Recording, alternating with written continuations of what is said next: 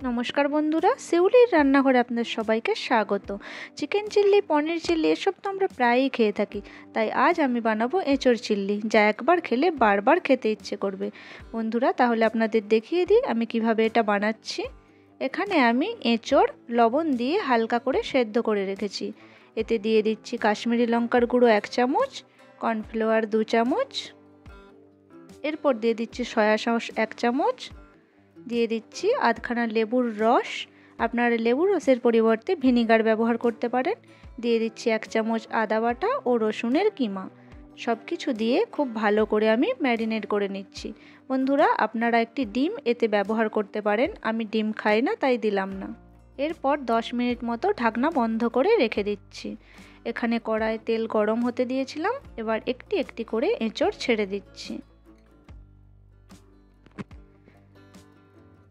এরপর বেশ কিছুক্ষণ ধরে উল্টে পাল্টে লাল লাল করে এঁচোড়গুলো ভেজে নিচ্ছি।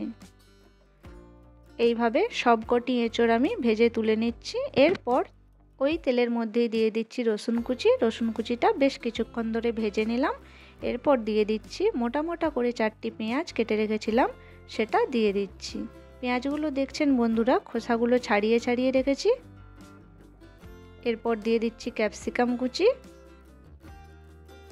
ক্যাপসিকাম কুচি দিয়ে খুব ভালো করে এটা নেড়ে দিচ্ছি।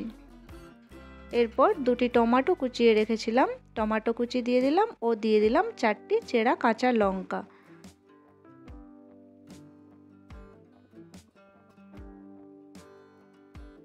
এরপর দিয়ে দিচ্ছি স্বাদ মতো লবণ।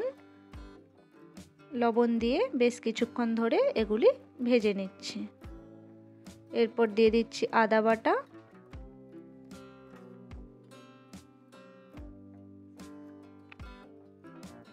এরপর দিয়ে দিচ্ছি গুঁড়ো মশলা। দিয়ে দিলাম হলুদ গুঁড়ো 1 চামচ ও কাশ্মীরি লঙ্কার গুঁড়ো 1 চামচ। গুঁড়ো মশলা দিয়ে ভালো করে মিশিয়ে নিয়ে ভেজে রাখা এঁচোড়গুলো এর মধ্যে দিয়ে দিচ্ছি। খুব ভালো করে এগুলো সব কিছু একসাথে মিশিয়ে নিচ্ছি। এগুলো মেশানো হয়ে গেলে এখানে আমি একটি বাটি নিয়েছি, তাতে দিয়ে দিচ্ছি 2 চামচ টমেটো সস, দিয়ে দিচ্ছি 2 চামচ সয়া সস ও 2 চামচ চিলি সস। সব কিছু দিয়ে খুব ভালো করে মিশিয়ে নিচ্ছি। মিশিয়ে নিয়ে আমি এটি ঢেলে দিচ্ছি কড়ায়। সব সস দেওয়া হয়ে গেছে, এবার আমি ভালো করে কষিয়ে নিচ্ছি।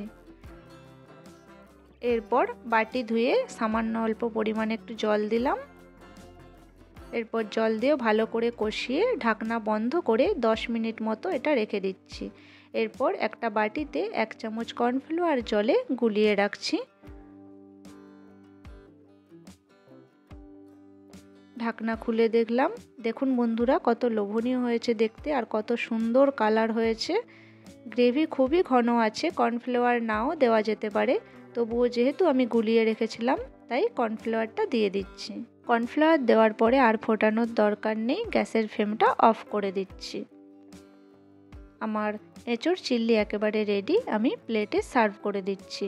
আমার এই রেসিপি যদি আপনাদের ভালো লেগে থাকে তাহলে অবশ্যই লাইক বা কমেন্টের মাধ্যমে জানাবেন ও আমার চ্যানেলটি সাবস্ক্রাইব করে দেবেন। দেখা হচ্ছে অন্য কোনো নতুন ভিডিওর সাথে। ধন্যবাদ।